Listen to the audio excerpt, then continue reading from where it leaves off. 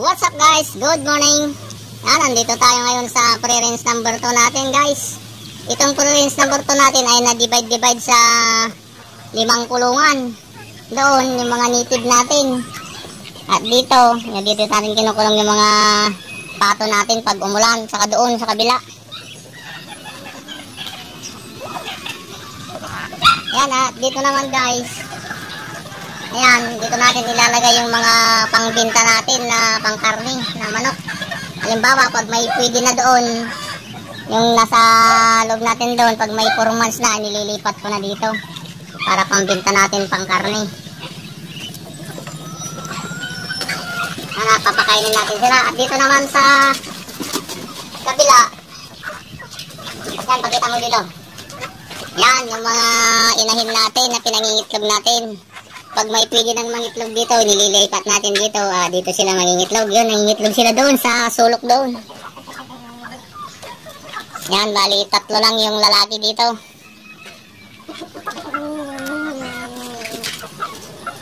Yan guys, at magpapakain tayo guys. At pagkatapos natin magpakain ay maglalagay tayo ng rice hull dito sa kulungan nila. Napakagandang gamitin yung rice hull pag nag-aalaga kayo ng manok. Hindi po babaho yung mga kulungan ng manok ninyo kasi ina-absorb ng rice hull yung mga ipot ng manok at hindi mabaho itong kulungan natin. At pwede rin ninyong gamitin yung rice hull na yun pag may bago kayong pisa na sisiw kasi mainit yung rice hull. Kailangan ng mainit na atmosphere yung mga sisiw natin pag bagong pisa, kaya magandang gamitin din yung rice hull. Hanggang sa magpapakain muna tayo at bago tayo maglagay ng rice hull.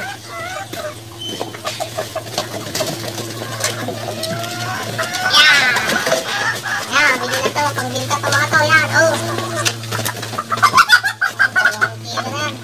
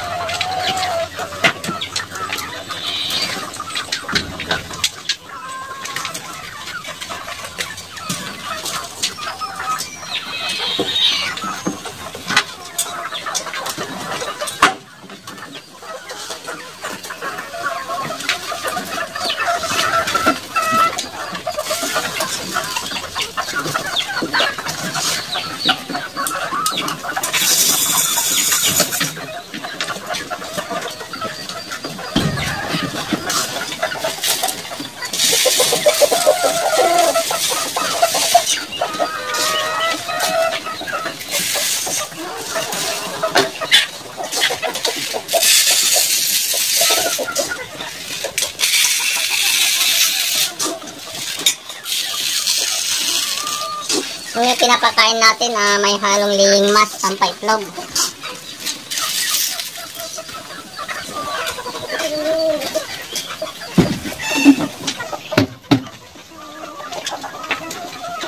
Yan guys, tignan niyo, hindi, kung mapapansin ninyo, rice hull yung nandito sa kulungan ng manok natin. Kaunti lang yung makikita mong ipon. Kaya dadagdagan natin ito kasi manipis na. At kinalaykay nila, palabas kasi, nailalabas sanit yung mga rice hull, kinakalaykay nila. Kaya maglalagay tayo ulit. Kung walang rice hull ito, ay mabaho na itong kulungan ng manok natin. Mayroon rice hull, siyang nag-absorb sa ipot ng manok. Kaya hindi mabaho itong kulungan natin. Hindi lang manok, pati yung baboy pwedeng gamitin. May kasamaan kami na nag-aalaga ng baboy na ginagamit nila rice hull. Hindi mabaho yung babuyan nila. Kaya magpapainom lang ako. Tapos maglalagay na tayo ng rice hull. Magdadagdag tayo.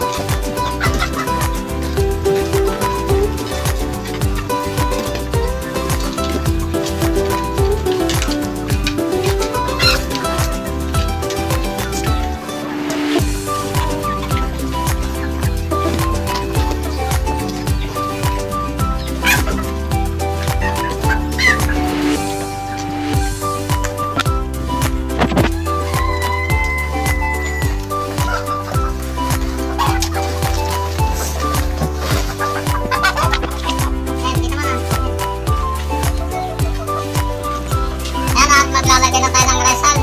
So yung mga inimbak natin na rice hull, kakaunti na lang. Ang bili natin sa isang sako dun sa rice mill ay 10 piso. 10 piso sa isang sako. Yan. Nabubulabog sila.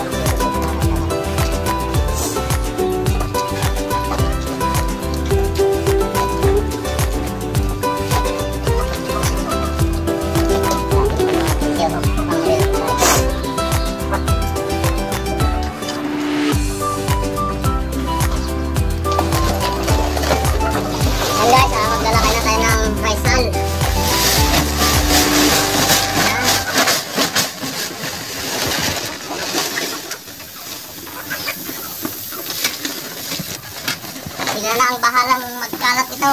Kakalay-kalin nila.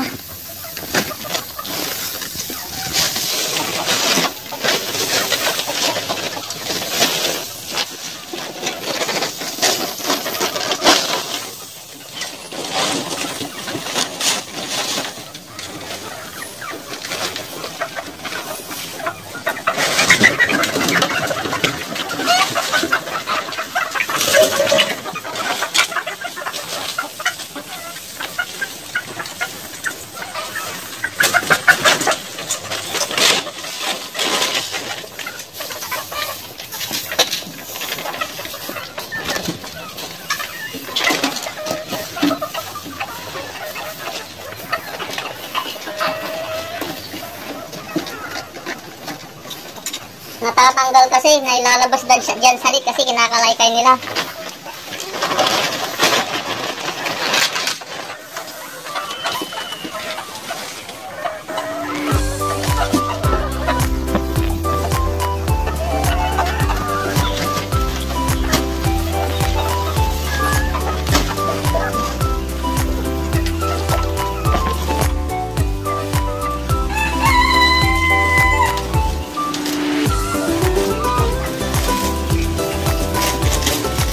Maglalagay mo tayo sa dito sa wala.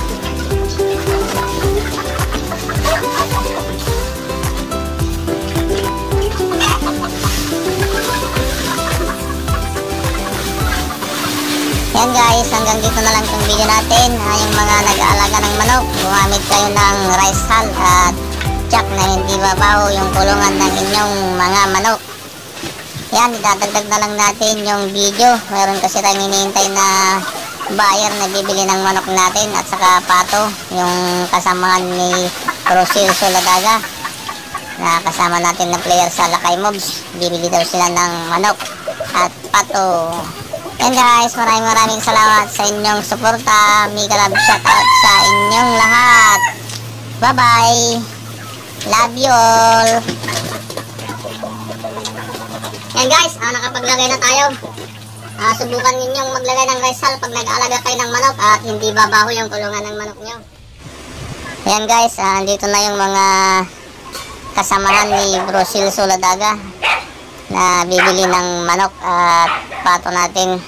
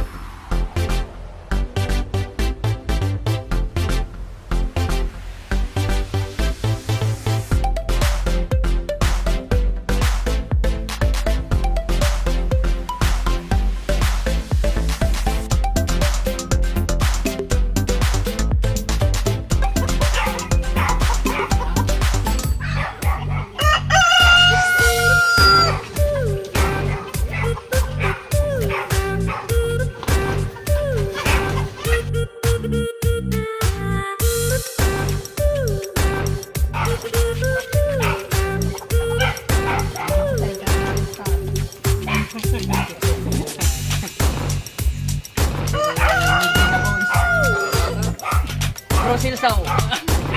Buyer Manok.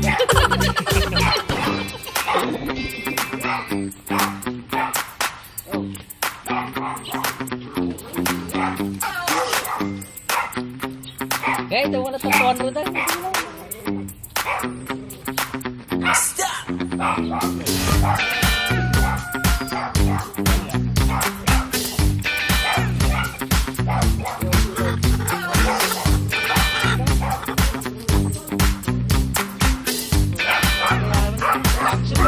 Bayagan ini.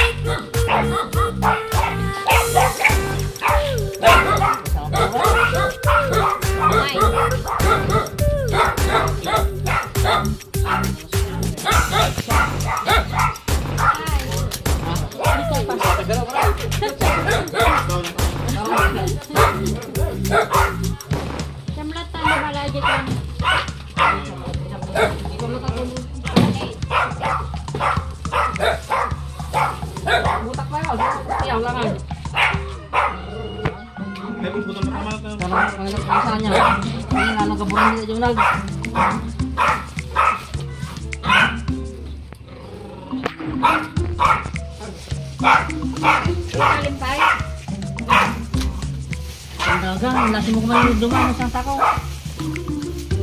Ikasi mo ito ngayon. No, nagulutan kami kasi mo ito ilan. I-flat mo. Ano talagang hindi ka lang.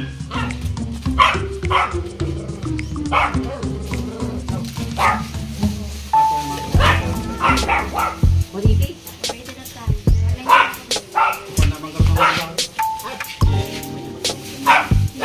Kaya natin pala.